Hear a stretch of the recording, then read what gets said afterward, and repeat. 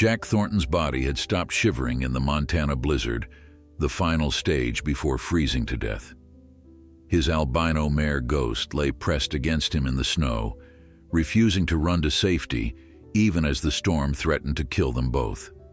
Before we continue, don't forget to subscribe to the channel, like the video, and comment where in the world you're watching from. Let's go. The first thing Jack Thornton felt when consciousness began its slow return was the cold. Not the sharp, biting cold that makes you pull your collar tight and hurry for shelter, but the deep, bone-penetrating cold that whispers of endings, of time running out, of decisions made and consequences faced. His body had stopped shivering hours ago, which some distant part of his mind recognized as a very bad sign. They said freezing to death was peaceful in the end, like falling asleep, and he supposed there were worse ways for a man to leave this world than lying in fresh snow under a sky that had finally stopped its furious assault. But something warm was pressing against his side, something large and alive, its breath coming in steady puffs that created small clouds in the frozen air above his face. Through eyes that refused to focus properly, Jack could make out a pale shape, luminous against the darker tree line beyond. Ghost, his albino mare, the horse he had raised from a foal 7 years ago, the animal that had carried him through summers and winters, through good times and desperate ones, was lying beside him in the snow, her body curved protectively around his. Jack tried to speak, to tell her to go, to save herself, to head back to the ranch where there was shelter and hay and warmth, but his lips would not form the words. His tongue felt thick and useless in his mouth, and when he attempted to move his arm to push her away, nothing happened. The cold had claimed his limbs, turning them to lead, to stone, to nothing at all.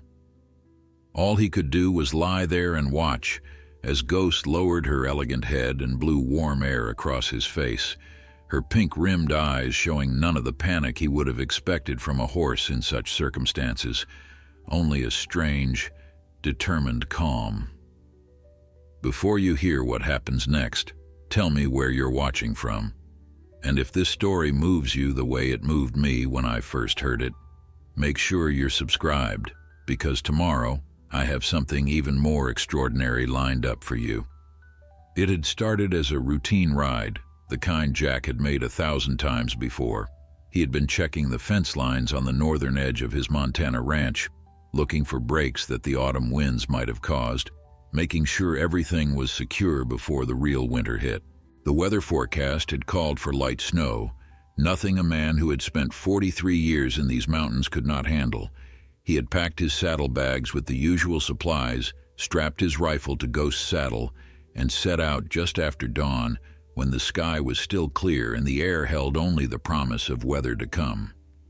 But the storm had arrived with a ferocity that surprised even him. Within an hour, the light snow had transformed into a blinding white wall that made it impossible to see more than a few feet in any direction. The wind howled through the pine trees with a voice that seemed almost human, and the temperature dropped so fast Jack could feel it happening, could feel the moisture in his breath freezing on his mustache and beard, turning them white with frost. He should have turned back immediately. Every instinct he had developed over a lifetime of ranching in these mountains told him to find shelter, to wait it out, to respect the power of nature when it decided to show its teeth. But he was only 3 miles from the northern boundary, and there was a section of fence there that had been giving him trouble for weeks. If it came down completely during the winter, he could lose cattle, and he could not afford to lose cattle. The margins were already too thin, the bank already too impatient, the mortgage already too heavy for a man running a ranch alone. So he had pressed on, trusting Ghost to find her way through the whiteness, trusting his own knowledge of the land to guide them. For another hour it had worked. Ghost had picked her way carefully through the deepening snow, her white coat making her nearly invisible in the storm, her sure-footedness born of years traversing these same trails. They had reached the fence line, and Jack had dismounted to examine the damage, his hands already numb despite the thick gloves he wore. That was when everything went wrong. A dead tree, its roots loosened by the early snow, had chosen that precise moment to fall, crashing through the forest with a sound like thunder Ghost had spooked, rearing back and jerking the reins from Jack's frozen fingers. He had lunged for her, his boot catching on a hidden root beneath the snow, and he had gone down hard, his head striking a rock with a sickening crack that seemed to echo inside his skull. The last thing he remembered clearly was Ghost's hooves churning snow as she bolted into the whiteout, and his own voice, weak and fading, calling after her. He had tried to stand, but his legs would not cooperate, and the world had begun spinning in nauseating circles. Blood was running hot down the side of his face, melting the snow where it fell, creating small red pools that disappeared almost as quickly as they formed. Then, there had been nothing but the cold and the snow, and the slow realization that he was in serious trouble. He had crawled toward a stand of pines, thinking vaguely that he might find some shelter there, but he had only made it a dozen yards before his strength gave out completely. He had collapsed face down in the snow, and that should have been the end of it. That should have been where Jack Thornton's story concluded, another cautionary tale about a stubborn rancher who did not respect the weather, who pushed too hard and paid the ultimate price, but Ghost had come back. Somehow, through the blinding snow and howling wind, his mare had found her way back to him. She had not run for the safety of the barn, had not followed her instincts to seek shelter and warmth. Instead, she had returned to where her rider had fallen, and she had stayed. Now, as Jack drifted in and out of consciousness, he could feel her solid presence beside him, could hear her occasional nickers, as if she were calling for help he knew would not come. Time became meaningless in the white void. Jack could not tell if he had been lying there for minutes or hours. The storm continued its assault, dumping snow that quickly covered his legs, his torso, threatening to bury him completely, but Ghost remained pressed against him, and somehow her body heat was keeping the worst of the cold at bay, creating a small pocket of relative warmth in the frozen wasteland that surrounded them. His mind began to wander, slipping between present and past with the fluid ease of a man whose grip on consciousness was loosening. He thought about the day he had bought Ghost, or rather, the day she had chosen him. He had gone to the Mackenzie Ranch looking at quarter horses, good solid working animals that could handle the demanding work of a cattle operation. But there in the corner of the barn had been this skinny albino foal, all awkward legs and oversized ears, her coat so white it seemed to glow in the dim light. The Mackenzie's oldest boy had told him she was probably going to be put down. Albino horses were bad luck, everyone said. They had weak eyes, sensitive skin, too many health problems to be worth the trouble of raising. The foal's mother had rejected her, and they had been bottle feeding her for 3 weeks. But they could not afford to keep doing it indefinitely. Better to end it quickly and humanely than let her suffer or become a burden. Jack had looked into those pink-rimmed eyes and seen something that stopped him: cold intelligence, yes, but also a fierce determination to survive, to prove all the superstitious nonsense wrong. He had paid twice what the Mackenzies were asking, had taken the foal home in the back of his truck, and had spent the next 3 months nursing her to health. He had fed her every 4 hours, had sat up through countless nights when she was sick, had doctored her through every ailment that came her way. His neighbors had thought he was crazy. His late wife, Sarah, had been dead only a year then, and they figured grief had addled his thinking. Why waste time and money on a horse that would probably die anyway, a horse that could never be worked hard because of her sensitive skin, a horse that would always be more trouble than she was worth? But Sarah would have understood. She had always believed that the broken things, the unwanted things, the things everyone else had given up on, deserved a chance to prove themselves. Ghost had proven herself over and over again. She had grown into a magnificent animal, 17 hands of pure muscle and grace. Her white coat kept immaculate, not out of vanity, but because Jack knew she was special, knew she represented something important about not giving up, about seeing value where others saw only problems. She had become the best cattle horse he had ever owned. smart enough to anticipate what needed doing before he asked, brave enough to face down ornery bulls 3 times her weight, loyal enough to work until she dropped if that was what he needed from her. And now she was lying in the snow beside him, refusing to abandon him the way everyone had said she would eventually abandon him. Albino horses were flighty, they said. They spooked easy, had no loyalty, would bolt at the first sign of trouble. But here she was, her body curved protectively around his, her warmth the only thing standing between him and death. Jack tried again to move, to do something, anything to improve their situation. His right arm responded this time, barely, and he managed to lift his hand just enough to touch Ghost's shoulder. Her coat was wet from the melted snow, and he could feel her shivering beneath his palm. She was getting cold too, he realized with a surge of panic that cut through the fog in his mind. She could not stay here indefinitely. Eventually the cold would claim her too, and then they would both become frozen monuments to stubbornness and misplaced loyalty. He had to make her go, had to find the strength to scare her away, to save her life, even if it meant sacrificing his own. His fingers fumbled in the snow beside him, searching for something, anything he could use. They closed around a small branch, and with effort that seemed to drain the last of his strength, he managed to lift it and strike Ghost's flank. The blow was pathetically weak, barely more than a touch, but Ghost's head came up sharply, her ears flicking back in surprise. Jack tried to hit her again, tried to put some force behind it, but his arm would not cooperate. The branch fell from his nerveless fingers, and fresh blood began flowing from the wound on his head, where the exertion had opened it again. Ghost turned her elegant head to look at him, and in her eyes Jack saw something that made his chest tighten with emotion he could not name. It was not fear or confusion, or the blank animal incomprehension he might have expected. It was understanding and decision, and a stubbornness that matched his own. She knew what he had been trying to do, and she was refusing to cooperate. She lowered her head and nuzzled his face gently, her warm breath melting the ice that had formed on his beard, and then she settled back into position beside him, unmovable as a mountain. Jack wanted to cry, but he was too cold even for tears. This beautiful creature, this horse he had saved from death as a foal, was now trying to save him, and there was nothing he could do to stop her, nothing he could do to send her to safety. They would die here together in the snow, and it would be his fault. His stubbornness about checking that fence line, his refusal to respect the storm's warning signs.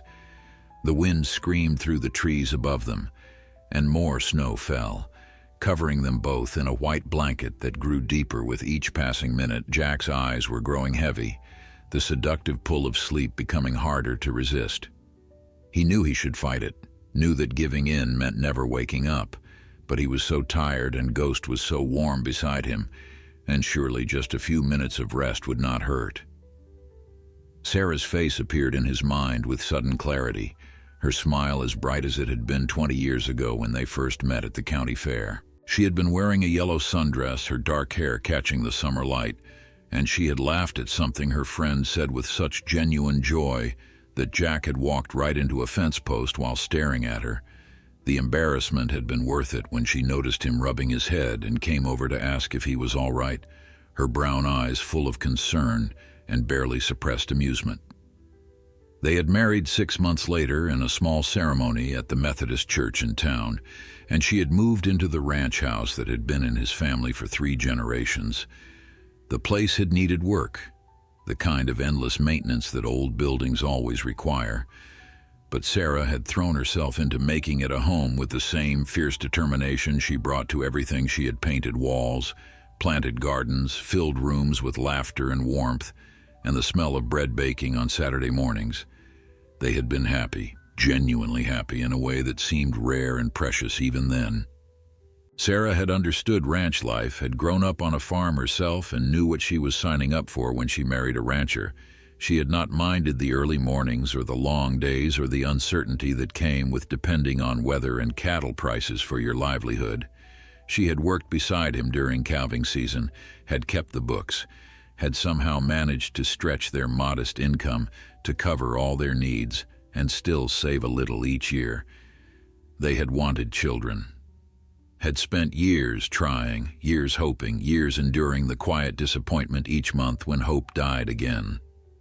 The doctors in Billings had run tests, had offered possibilities and probabilities but no guarantees, and eventually they had made peace with the idea that it would just be the two of them. They had been enough for each other, or so Jack had thought.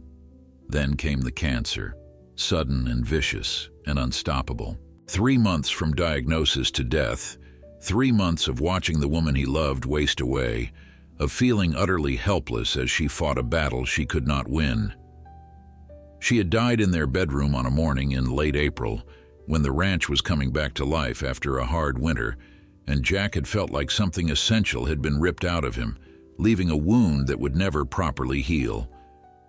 That had been 8 years ago, and he had stumbled through those years like a man walking in darkness, going through the motions of living without really being alive. The ranch had been his salvation and his prison, giving him purpose, but also isolating him, keeping him trapped in routines and responsibilities that left no room for moving forward. His neighbors had tried to help, had brought casseroles and offers of assistance, had invited him to dinners and church socials, but he had withdrawn into himself, finding it easier to be alone with his grief than to pretend he was healing when he was not. Ghost had arrived during the worst of it, and saving her had given him something beyond himself to focus on. Every time he fed her, every time he doctored her through some ailment, every time he watched her grow stronger despite the odds, he felt like he was honoring Sarah's memory, doing what she would have wanted him to do, seeing value in broken things, giving second chances, refusing to give up. And now Ghost was giving him a second chance, lying beside him in the snow, keeping him alive through sheer determination and loyalty. The irony was not lost on him. He had saved her life as a foal, and now she was trying to save his, completing some kind of circle he had not known he was drawing. A sound penetrated his fading consciousness, something different from the howl of wind and the whisper of falling snow. Ghost's head came up sharply, her ears pricked forward, and she nickered loudly, the sound carrying through the storm with unexpected force. She nickered again. Then again, a pattern of calls that seemed deliberate, purposeful, as if she were trying to signal someone. Jack tried to understand what was happening, but his mind felt sluggish, disconnected from reality. Was Ghost calling for help? Could she somehow sense that help was near? Or was this just wishful thinking, his oxygen-starved brain creating hope where none existed? He wanted to tell her to save her strength, but he could not form words, could barely maintain consciousness. The sound came again, closer now, and Ghost's calls intensified. She struggled to her feet, snow cascading off her white coat, and for a horrible moment Jack thought she was finally leaving him, finally giving up on this vigil that was costing her so much. The loss of her warmth was immediate and devastating, and he felt the cold rush in to fill the space where she had been, felt it sinking deeper into his bones. But Ghost did not run. She stood over him, her body still providing some shelter from the falling snow, and continued her urgent calling. Her hooves stamped in the snow, creating noise, creating a signal, creating something for others to follow if there were any others out in this frozen hell to follow it.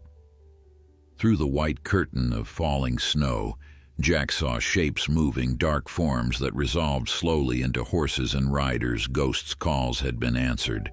Someone had heard. Someone was coming. But even as relief flooded through him, bringing with it a spike of adrenaline that temporarily cleared his fogged mind, Jack knew it might be too late. He had been lying in the snow for hours, had lost too much blood, had let the cold sink too deep. The first rider to reach them was Tom Fletcher, his nearest neighbor, and the closest thing Jack had to a friend in these isolated mountains. Tom was in his 60s, a weathered man who had ranched these hills even longer than Jack had, and his face showed genuine alarm when he saw the scene before him.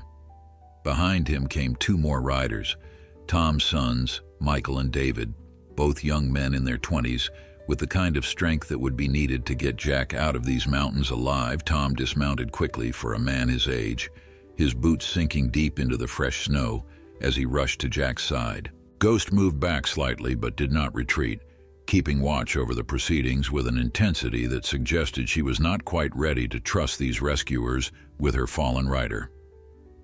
Tom knelt beside Jack, his gloved hands checking for a pulse at Jack's throat, his eyes scanning the head wound that had painted the snow red.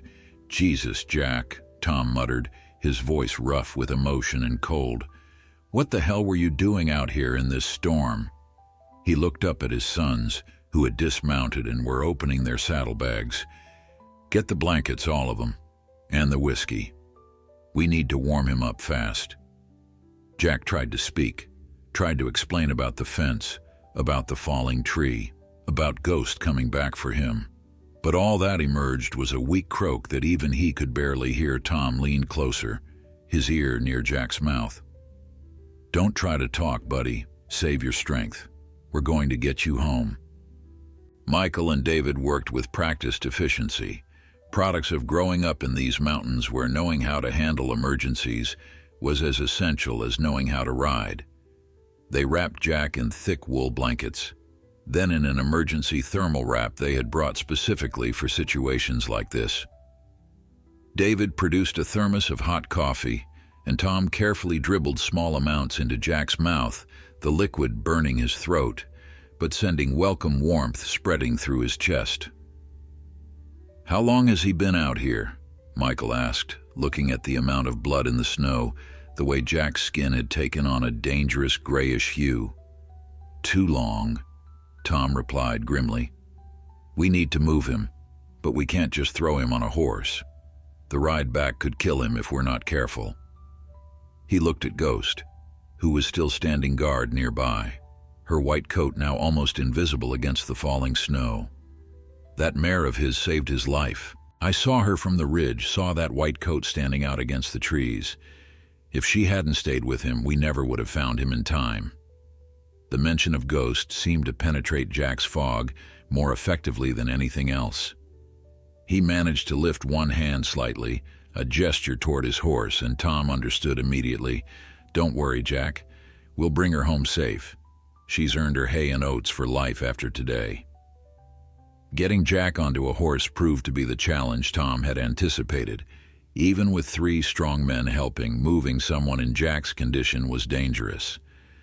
They fashioned a makeshift travois using branches and blankets, attaching it to Tom's horse, but the terrain was too rough and the snow too deep for it to work effectively.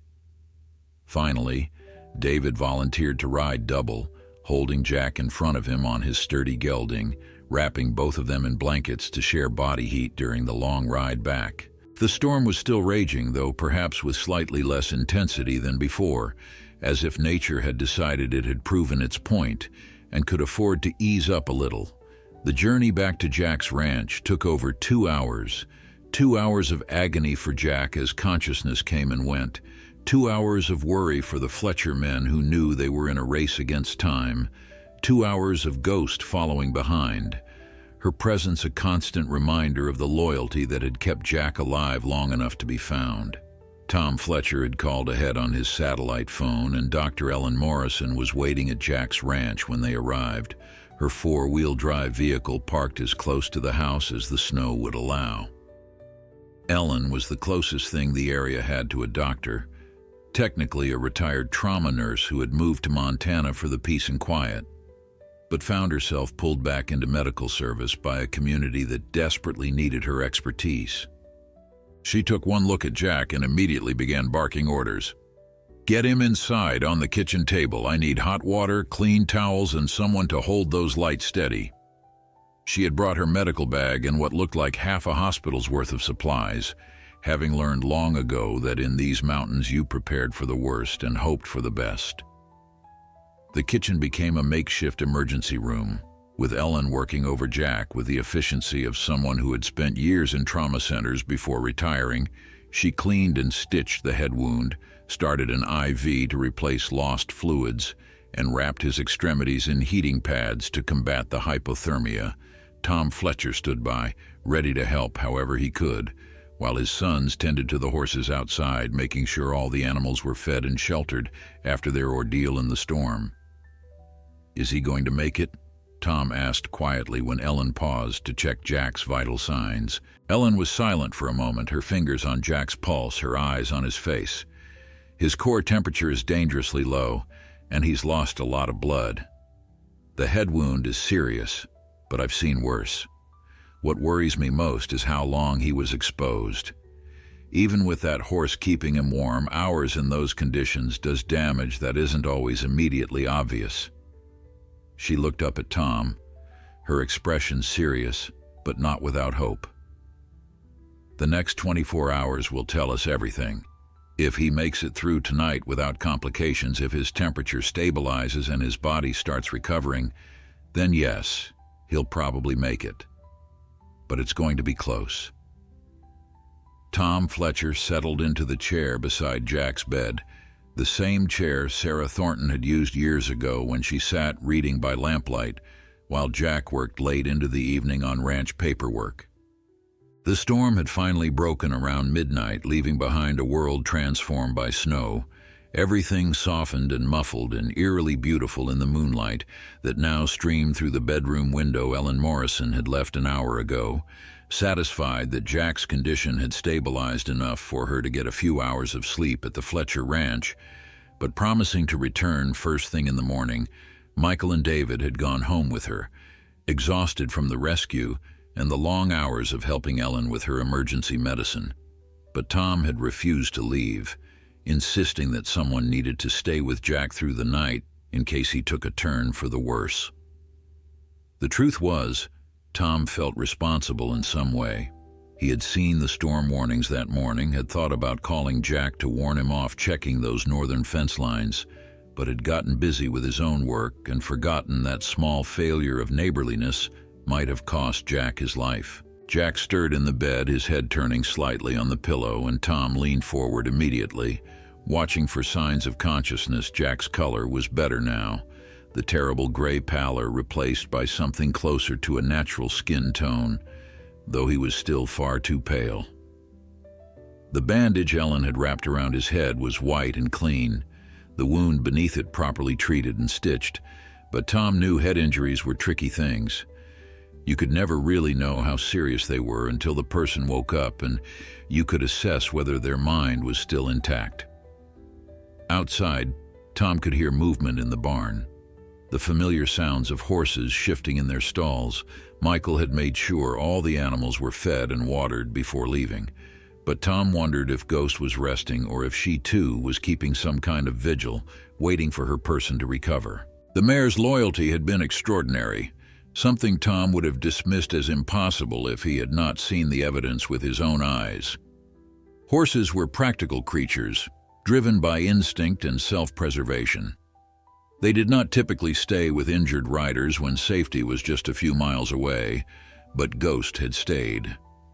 For hours, she had lain in the snow beside Jack, sharing her body heat, creating a shelter with her own form against the killing cold, and when rescue had come, she had been the one to call them in, her distinctive white coat visible even through the storm, her nickering carrying through the wind, to where Tom had been searching desperately for any sign of his neighbor. Tom had been searching since mid-afternoon when Jack had failed to return from his fence check. Mary Fletcher, Tom's wife of 40 years, had been the one to notice that Ghost had not come home. She had been watching the storm build from their kitchen window and had remarked that Jack should be getting back soon, that no sensible rancher would be out in weather like that. When another hour passed with no sign of either Jack or his distinctive albino mare, Mary had sent Tom out to look, that sixth sense that long-married women seemed to develop, telling her something was wrong. Tom had gathered his sons, and they had set out into the storm, following the route they knew Jack would have taken to reach the northern fence line. The visibility had been terrible, and Tom had almost turned back twice, fearing they would get lost themselves or miss Jack completely in the whiteout conditions. But something had kept him going, some stubborn refusal to abandon a neighbor in need. And finally they had spotted that flash of white through the trees, Ghost's coat like a beacon in the gray storm. Now Tom sat in the quiet house listening to Jack's labored breathing gradually becoming easier, more regular, and he found himself thinking about Sarah Thornton. She had been a good woman, the kind who made everyone around her better just by being present. Her death had hit the whole community hard, but it had devastated Jack in ways that went beyond normal grief. Tom had watched his neighbor retreat into himself over the years, becoming isolated and distant, letting the ranch become his entire world. Jack had refused invitations to dinners, had stopped coming to church regularly, had cut himself off from the social connections that made life in these isolated mountains bearable. Tom understood the impulse. When you lost someone you loved that deeply, the pain of being around other people's happiness, other people's intact marriages, other people's normal lives became almost unbearable. It was easier to be alone with your grief than to pretend you were healing when you were not. But isolation had its own dangers, as today had proven. If Jack had been living a more connected life, someone would have known exactly where he was going and when to expect him back. Someone would have noticed sooner when he failed to return. Someone might have even convinced him not to go out at all in weather that was clearly deteriorating rapidly. Instead, Jack had been out there alone with only his horse for company, and when disaster struck, only that horse had stood between him and death. A sound from the bed drew Tom's attention. Jack's eyes were moving beneath his closed lids, and his fingers were twitching slightly against the blankets. Tom reached out and gently took Jack's hand, feeling the coldness still lingering in those fingers despite hours of warming. "Come on, Jack," he said quietly. "Time to wake up. You've got a horse out there who's been worried sick about you." As if in response to Tom's words, a nicker came from the barn, clear and distinct in the quiet night. Ghost was calling, that same pattern of sound she had used to summon help in the storm. Tom found himself smiling despite the seriousness of the situation. That mare was something special, no question about it. She had proven today that all the old superstitions about albino horses being bad luck were nothing but foolish nonsense. Ghost was the best luck Jack Thornton had ever had. Dawn broke cold and clear, the storm having passed completely during the night, leaving behind a landscape so pristine and beautiful it was hard to believe it had nearly claimed a man's life just hours before. The sun rose over the eastern ridge, painting the snow-covered mountains in shades of pink and gold, and its light streamed through Jack's bedroom window with a brilliance that made Tom squint and shield his eyes.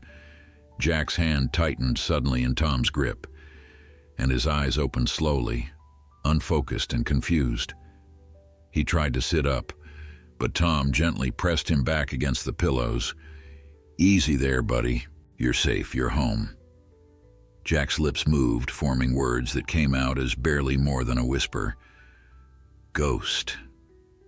Where is Ghost?" Tom felt something loosen in his chest. At those words, Jack's first conscious thought had been for his horse, and that seemed like a good sign, evidence that his mind was intact despite the head injury and the hours of exposure. "She's in the barn, safe and sound. Ate half a bale of hay and drank a bucket of water when we got back. She's fine, Jack. Better than fine. She saved your life." Jack's eyes closed again, but this time Tom could see it was from emotion rather than unconsciousness. Tears leaked from the corners of Jack's eyes, running down into his graying hair, and his chest hitched with the kind of sobs that came from deep inside, from places where grief and gratitude tangled together in ways that could not be easily separated. "I tried to make her leave," Jack said, his voice broken and raw. "I tried to hit her to scare her away so she'd be safe, but she wouldn't go. She just wouldn't go." Tom squeezed Jack's hand, his own eyes stinging. "Animals know things we don't. They know who's worth staying for." He paused, then added quietly, "Sarah would be proud of you for saving that foal all those years ago. Look how she repaid you." The mention of Sarah's name brought fresh tears, but also something else, a slight smile that touched the corners of Jack's mouth. Sarah always said Ghost was special, said she could see it in her eyes. I thought she was just being kind, supporting my foolish decision to take in a horse everyone else had given up on. She was right, Tom said simply. That mare proved it yesterday. Most horses would have run for the barn. Ghost stayed until help came. The sound of a vehicle pulling up outside interrupted their conversation, and moments later Ellen Morrison's brisk footsteps sounded on the porch. She came into the bedroom carrying her medical bag and a basket that Tom recognized as Mary's work, undoubtedly filled with food for Jack's recovery. Ellen's eyes went immediately to Jack, and her professional assessment was visible in the way she studied his color, his alertness, his breathing. "Well, well," she said, setting down her things and reaching for Jack's wrist to check his pulse. "Look who decided to rejoin the living. How's your head feel?" "Like I got kicked by a mule," Jack admitted, wincing as Ellen gently probed the bandaged wound. "But I'm alive, which is more than I expected when I was lying in that snow." Ellen checked his pupils with a penlight, examined his reflexes, and asked him a series of questions designed to assess whether the head injury had caused any cognitive damage. When she was satisfied, she stepped back and crossed her arms, fixing Jack with the stern look she reserved for patients who had done something particularly foolish. "You're lucky to be alive, Jack Thornton. Another hour out there and we'd be planning your funeral instead of your recovery." "I know," Jack said quietly. "Believe me, I know." "Do you?" Ellen's voice was sharp. "Because from where I'm standing, it looks like you took an unnecessary risk checking fence lines in weather that any rancher with sense would have stayed home in. What was so important that it was worth dying for?" Jack was silent for a long moment, his eyes fixed on the ceiling. When he finally spoke, his voice was soft, but honest. "I was afraid of losing the ranch. The fence needed fixing, and I couldn't afford to lose cattle if it came down during the winter. The bank's been patient, but there's only so much patience left when you're behind on payments and struggling every year to make ends meet." Tom and Ellen exchanged glances. They had both known Jack was having financial troubles, the kind of struggles that were common among small ranchers trying to compete in an industry increasingly dominated by corporate operations. But neither had realized things were quite so dire that Jack would risk his life over a fence line. "Jack," Tom said carefully, "why didn't you say something? You know the community would help. We could have organized a work party, got that fence fixed together." Jack's jaw tightened, and Tom could see the pride and stubbornness that had kept him isolated for 8 years. "I didn't want charity. I didn't want people feeling sorry for me. The poor widower who can't manage his own ranch." "It's not charity, you stubborn fool," Ellen said, but her voice had softened. "It's what neighbors do. It's what you would do for any of us if we needed help. Why is it so hard for you to accept the same?" Jack did not have an answer for that, or perhaps he did but was not ready to admit it. Tom understood. Men like Jack, men who had built their lives on independence and self-reliance, found it nearly impossible to ask for help, even when they desperately needed it. It felt like failure, like admitting they were not strong enough to handle their own problems.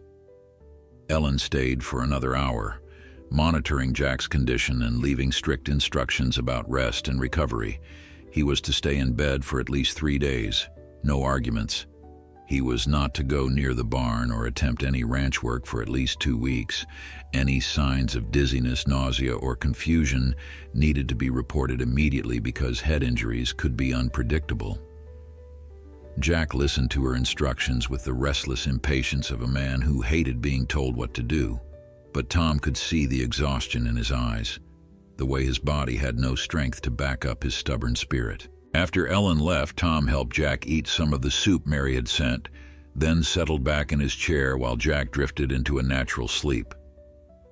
This time, there was no terror in Tom's watching, no fear that Jack might slip away during the night. His breathing was steady, his color good, and Ellen had pronounced him out of immediate danger. The healing would take time, but he would heal. Around mid-morning, Tom heard the sound of vehicles pulling up outside, and he went to the window to see what looked like half the county arriving at Jack's ranch. His own wife Mary was in the first truck, along with several women from the church, all carrying covered dishes and cleaning supplies. Behind them came more vehicles. Ranchers Tom recognized from neighboring properties, men with tools and thermoses of coffee, ready to work. Tom went out to meet them, pulling on his coat against the cold. Mary hugged him immediately, her eyes searching his face for information. "How is he? How is—" "Awake and ornery, so he'll probably live," Tom replied with a smile. "Ellen says he'll make a full recovery if he follows orders and rests." "Thank God," Mary said, and several of the other women echoed the sentiment. "We brought food, enough to keep him fed for a month. And we'll get this house properly cleaned and organized.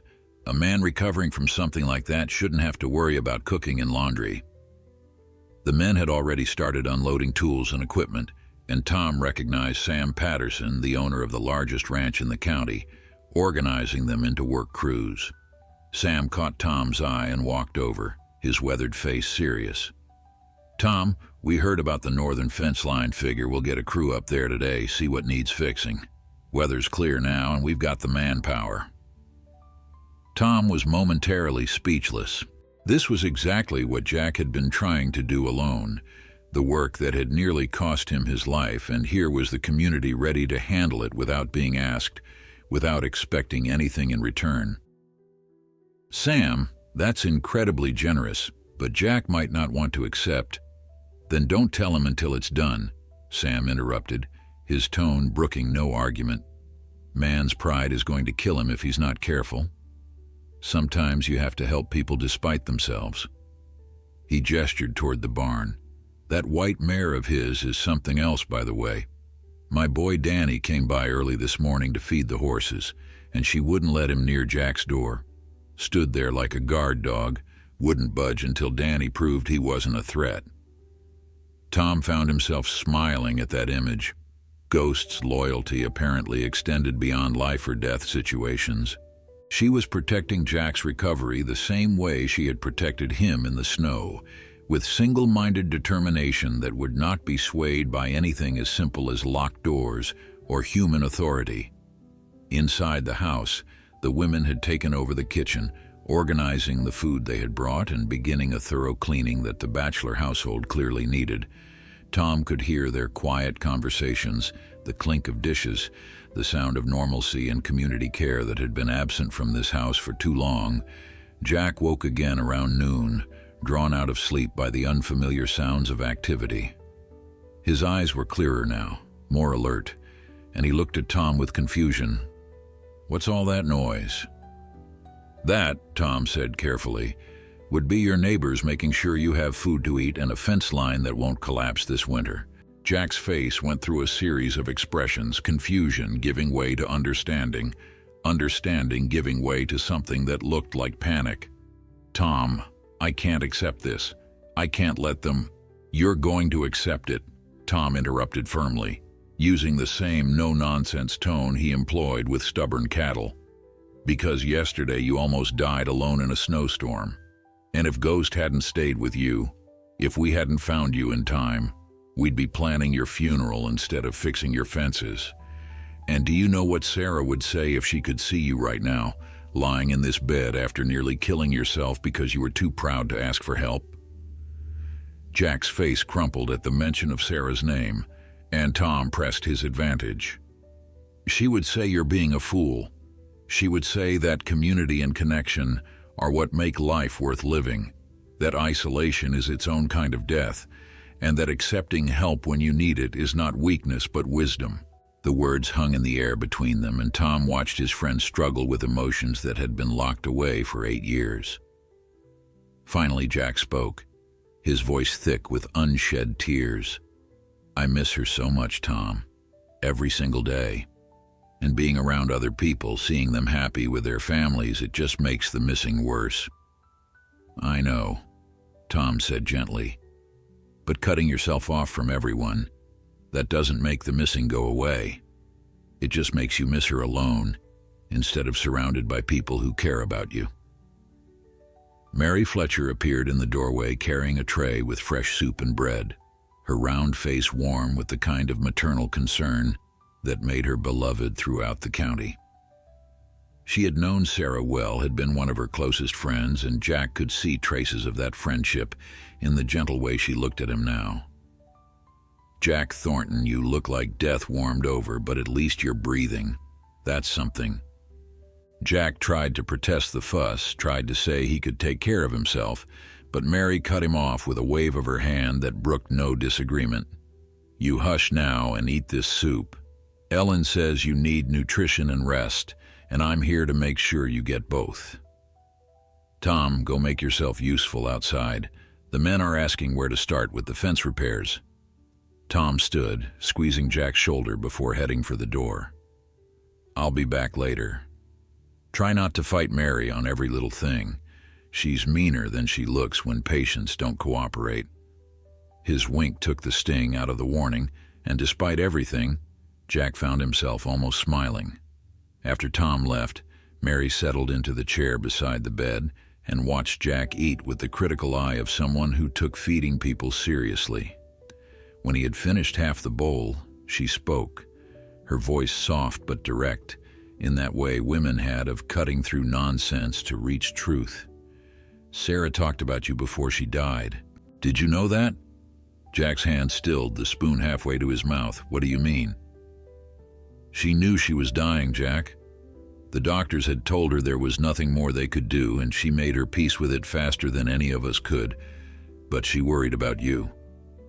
Worried about what would happen when she was gone, whether you would let yourself keep living, or if you would just go through the motions. Jack set down the spoon, his appetite suddenly gone.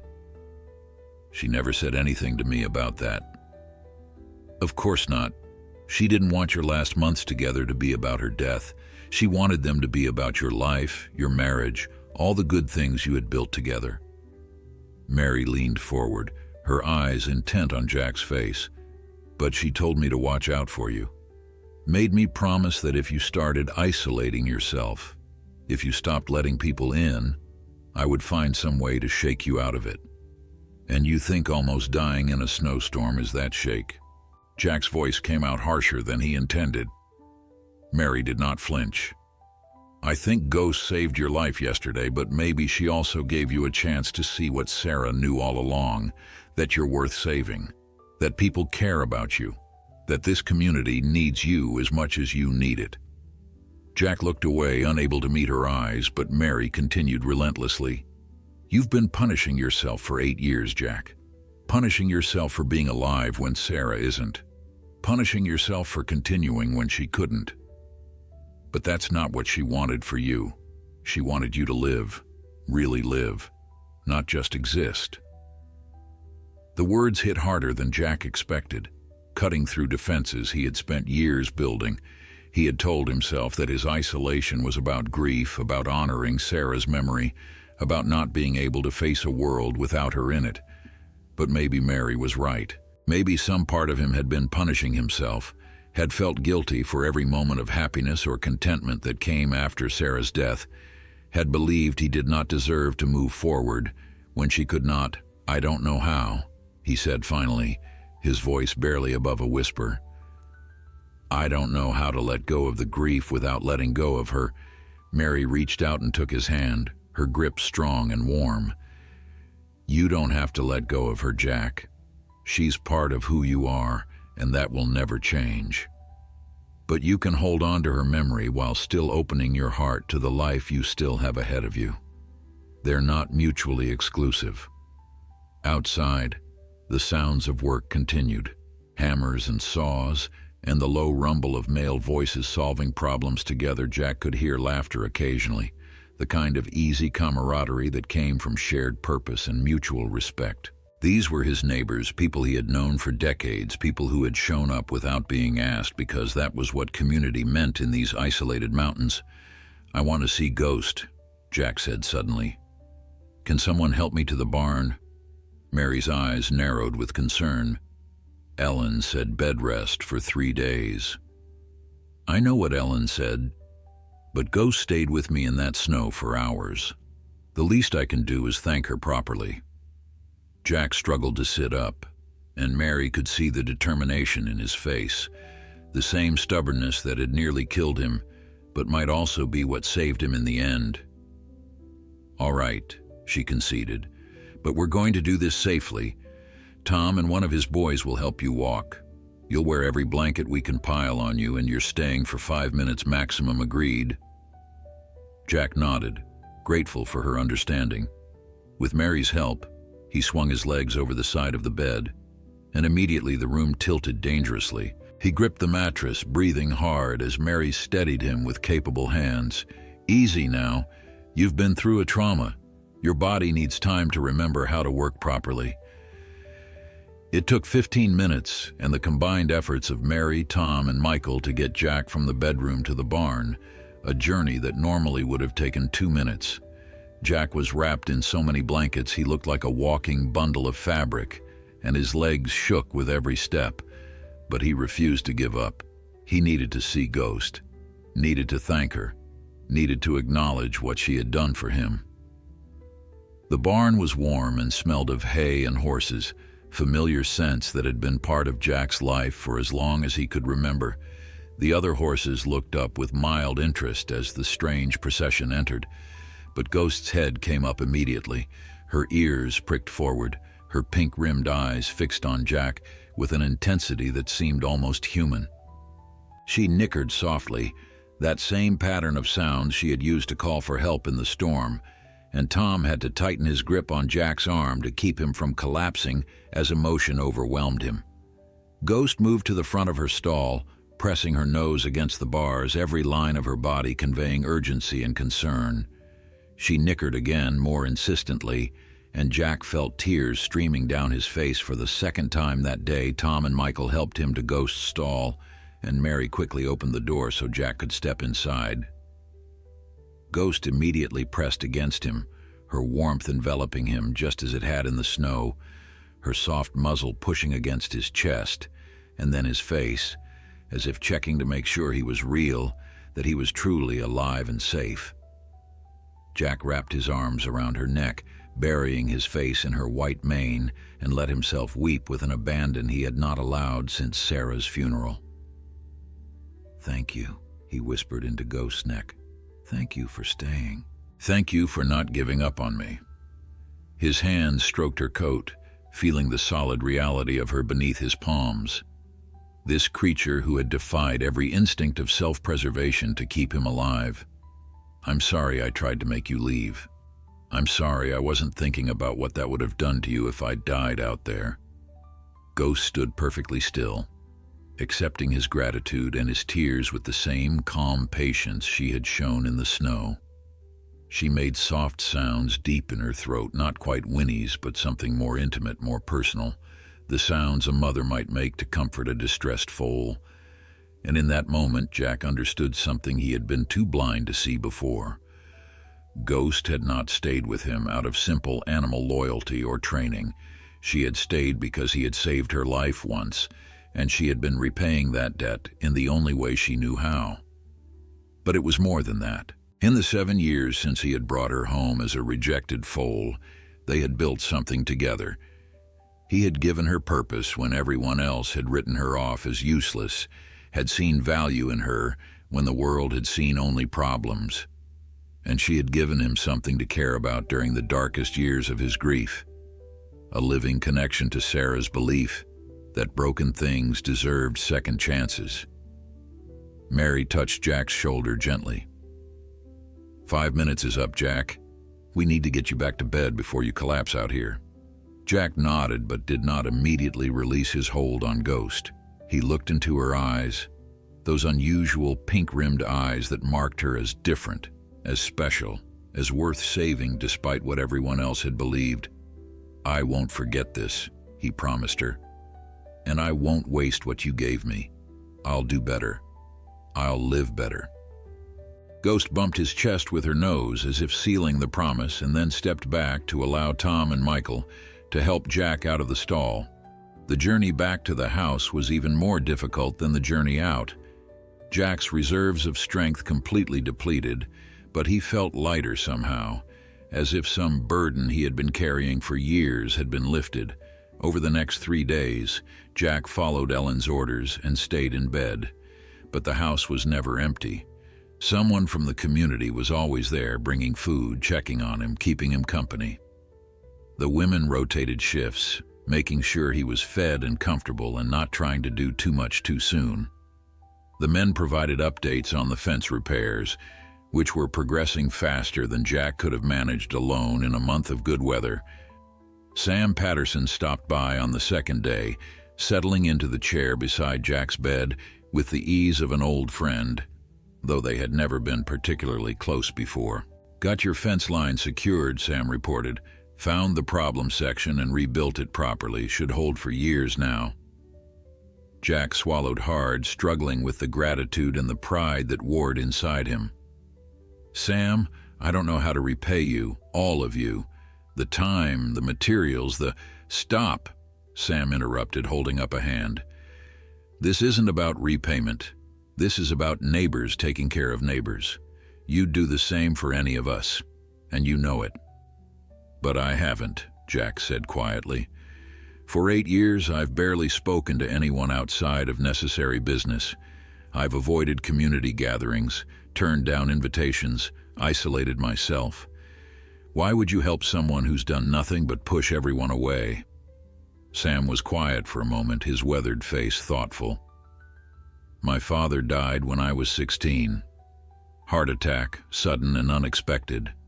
My mother fell apart, and for a year I tried to run the ranch alone, too proud to ask for help, too stubborn to admit I was drowning. Then one day I collapsed in the barn, exhaustion and malnutrition and despair all hitting at once. Your father found me, Jack. Did you know that?" Jack shook his head, surprised by this revelation.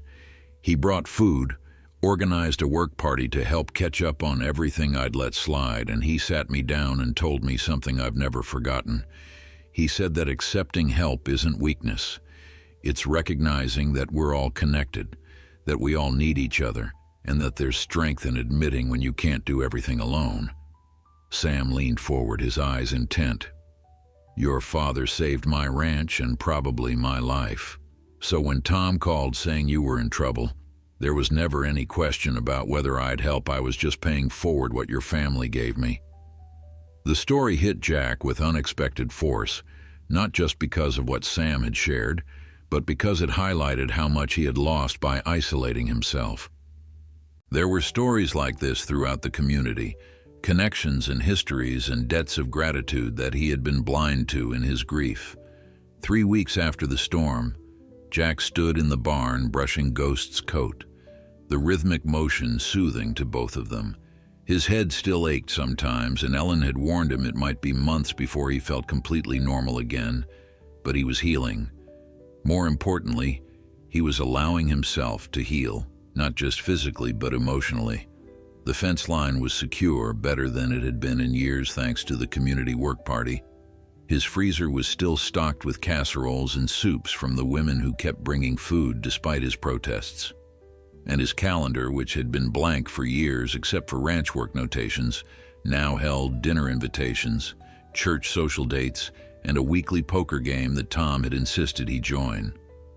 Ghost leaned into the brushstrokes, making soft sounds of contentment. Her coat gleamed white in the afternoon sun streaming through the barn windows, and Jack marveled again at how close he had come to losing her, to losing everything, because of his stubborn pride and isolation. The mare had saved his life, but in doing so, she had also given him back something he thought was lost forever, the will to truly live rather than just exist. The sound of a vehicle approaching drew his attention, and Jack looked out to see Ellen Morrison's truck pulling up to the barn. She had been coming by twice a week to check on his recovery, and while he chafed sometimes at her continued monitoring, he was grateful for her dedication. Ellen got out, carrying her medical bag and what looked like a manila folder, her expression serious but not alarmed. "Morning, Jack," she called out as she approached. "How's the head today?" "Better," he replied honestly. "The dizzy spells are less frequent, and I can read for more than 20 minutes without getting a headache." "Good. That's progress." She entered the barn and immediately went to Ghost, running her hands over the mare's legs and checking her overall condition with the same thoroughness she showed human patience. "And how's our hero doing? Any lingering effects from her ordeal?" Jack smiled at the term. Ghost had become something of a local legend in the 3 weeks since the rescue. The story of the albino mare who refused to leave her injured rider had spread through the county and beyond. With newspapers from Billings and even Helena calling for interviews, Jack had declined most of them, uncomfortable with the attention. But the story had taken on a life of its own. "She's fine. Better than fine, actually. I increased her feed ration and she's gained back any weight she lost. Dr. Henderson came by last week to check her over and said she's in perfect health." Jack set down the brush and gave Ghost a final pat. "Though she's been even more protective than usual. Won't let anyone near me without checking them out first." Ellen laughed. "Smart horse. Speaking of which, I have something for you." She handed Jack the manila folder. "Remember how you refused all those interview requests? Well, a few newspapers decided to run the story anyway, using information from Tom and others who were there. This has gotten bigger than any of us expected." Jack opened the folder and found newspaper clippings from across Montana and neighboring states. The headlines varied, but the theme was consistent. "Loyal mare saves rancher's life." "Ghost horse refuses to leave injured owner." "Albino mare's vigil leads to miraculous rescue." There were photos, too. Someone had taken a picture of Ghost at the barn, her white coat luminous in the sunlight, and it had been picked up by several papers. But what caught Jack's attention was a letter paper-clipped to the articles. It was from a horse rescue organization in Wyoming, and as he read it, his eyes widened with surprise. They were offering to feature Ghost in their fundraising campaign, using her story to highlight the value of so-called unwanted horses.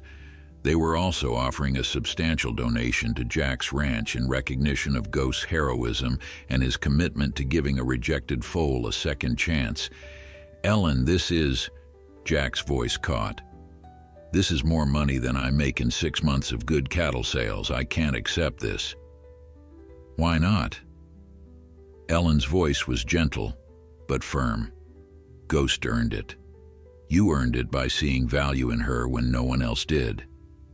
And if you're worried about charity, consider it payment for the inspiration your story is providing to other people who are struggling, who feel like giving up, who need a reminder that loyalty and love and second chances matter." Jack looked at Ghost, who was watching him with those unusual pink-rimmed eyes, and he felt the last of his resistance crumble. Mary had been right, Sarah had been right. Life was about connection, about accepting help when it was offered, about recognizing that we all needed each other to survive the storms that came our way. "There's more," Ellen continued. "The community wants to hold a celebration dinner next month, a fundraiser for the volunteer fire department who helped with the rescue coordination. They're calling it the Ghost Gala, and they want you and this magnificent mare to be the guests of honor." The old Jack, the isolated man who had spent 8 years hiding from the world, would have immediately refused. But the Jack who had lain in the snow with death approaching, the Jack who had been pulled back from the edge by a loyal horse and caring neighbors, that Jack understood that sometimes you honored those who saved you by letting them celebrate the fact that you were still alive. "I'll be there," he said. "We'll both be there." That evening, Jack stood at the fence line that had nearly cost him his life, now rebuilt and secure thanks to his neighbor's efforts. The sun was setting over the mountains, painting the snow-covered peaks in shades of gold and pink. Ghost stood beside him, her shoulder touching his, both of them watching the day end in comfortable silence. In his pocket, Jack carried a photo he had found while cleaning out a drawer, a picture of Sarah standing in this same spot 7 years ago, her hand resting on a skinny albino foal's neck, her smile bright with hope and determination. She had believed in second chances, in seeing value where others saw problems, in the power of loyalty and love to transform lives. Ghost had proven her right in the most dramatic way possible. But more than that, she had taught Jack that the second chance was not just hers. It was his, too, a chance to rejoin the world, to let people in, to build connections that would sustain him through whatever storms lay ahead. He was not alone anymore, and neither was Ghost. They had each other, and they had a community that had proven they were worth fighting for.